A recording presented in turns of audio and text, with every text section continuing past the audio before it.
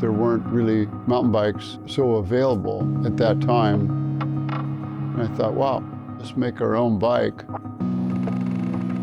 That was in the 80s. We made the first bike, a machine that had some of the technology of a road bike, but you could really go out there. Oh, what are we going to call it? We have to have something fun. Somebody had suggested a name, Stumpjumper.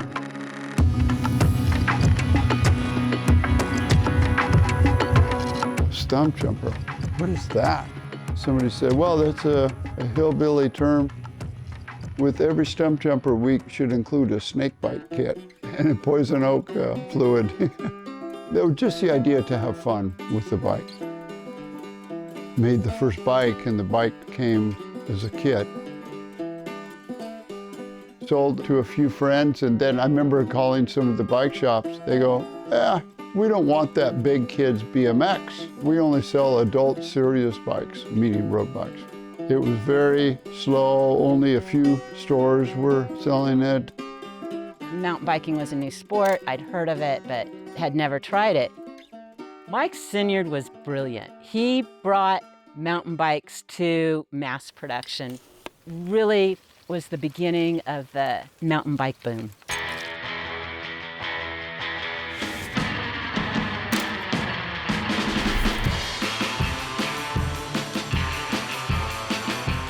Team Stumpjumper, our champion off-road racing team, besides winning races, gives us crucial feedback on what's working and what's not. The Stumpjumper team bike from 1984-85, like that bike's pretty impressive. The bike got a lot steeper, the bike got shorter, a lot more responsive. In 1987, Mike Sinyard asked me to be on the Stumpjumper team. Mike said, we want to build the highest performing mountain bike product in the world. They were super innovative. At the time when I first got on the team, we were riding fully rigid bikes. The bike, we'd start going like this and this, just dancing on the pedals. The only thing that didn't have suspension was a grocery cart, so it was like why off-road bicycles didn't have suspension was beyond my understanding. 1990 was the first year that I rode suspension forks. They were super flexible and they blew through that travel pretty quick, but that was just a start. It's late September 1990 and the first officially sanctioned World Mountain Bike Championships are just getting underway. The competitors who will participate in the competition this week have trained for months and for some years to get into top physical shape for this event. Having that first unified World Championships in the U.S. was a big deal. And it really helped the sport of mountain biking grow. It came down to a battle between me and Thomas Frischneck and Tim Gould. Before the last lap started, Thomas and I had gotten away from Tim Gould, and going up the final climb on the last lap, I gained a little gap on him there.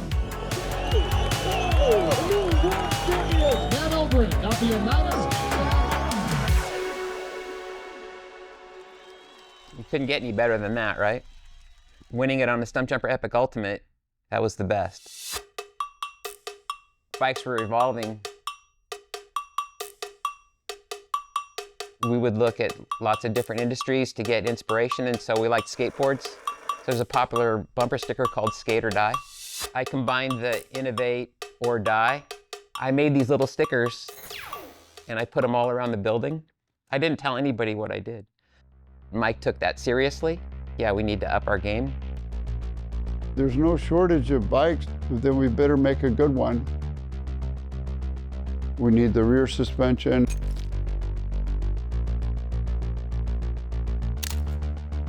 My first involvement with the Stumpjumper here was the Stumpjumper FSR XC. This particular Stumpjumper was the one that really kind of pointed the way towards lightweight full suspension. The efficiency of the athlete propelling the bike is so critical. There was always some doubt that it was actually faster. Smoother is faster. The momentum carry is what I talked about. We were able, through kinematics of the linkage system, create curves, piston speeds, and slopes, and then match that with spring curves, the shape of the spring, and then damping rates, heavy on low speed and then blow off through the higher frequencies that give you that efficiency to pedal against, but you can smack bumps.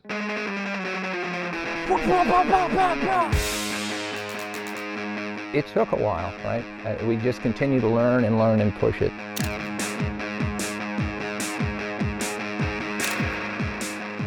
Travel started going up, it became more and more capable. We did a rocker stump jumper, shock in the vertical position, and we thought it was the way to go, and it was the biggest correction change that we'd done. Like, we realized, okay, we could do way better than this. We called it internally the bird flu. I mean, that one just never really was quite there. The only bike that we've ever done that lasted only one model year, and we changed it back again. Pedaling performance is awesome. Descending performance gets even better. The bike rips.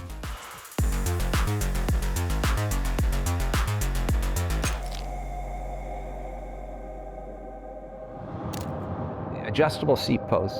The Stumpy helped validate that, believe it or not.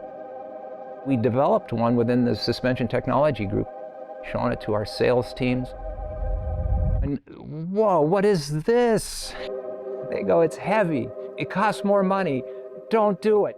And we spec'd it. Yeah, only getting started when it's midnight, keeping it tight. Wanna disagree when it's clear that I'm speaking facts.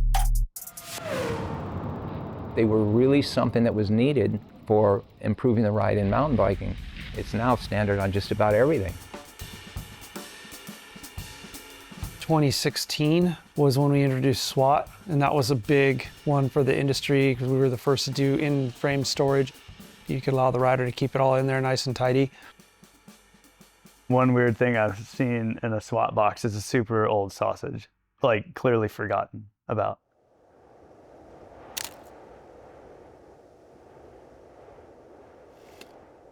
As goes specialized with the stump jumper, so will the industry.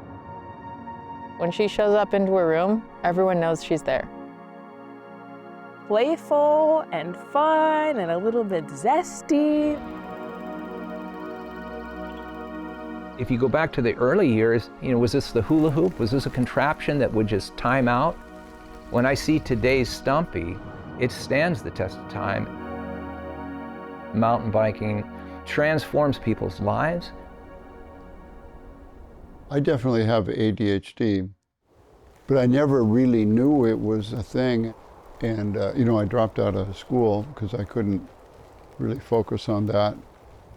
And I thought, well, I'm kind of a fuck up. It wasn't just a bike. It was something to pour your energy into, and all of a sudden, these dispersed thoughts you have come into something that is really powerful and useful. Just me, my bike, and the mountain. When it's just us, you go to a special place. You're exercising, your mind is free, you can think. Some of my best problem solving is done when I'm out on my bike. That's something Mike taught us early.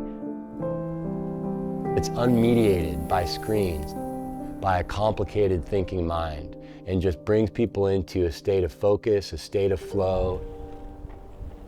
I mean, the best feeling is when the bike just sort of disappears underneath you.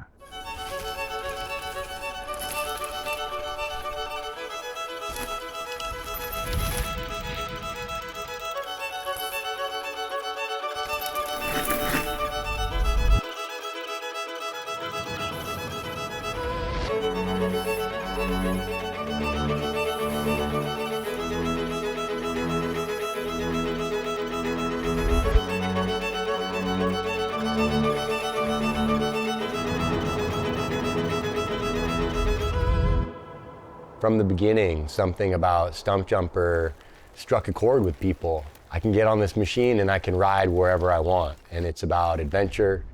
It really gave a big growth and acceleration to mountain biking around the world. Under the surface, the heart of the Stump Jumper has always been the same.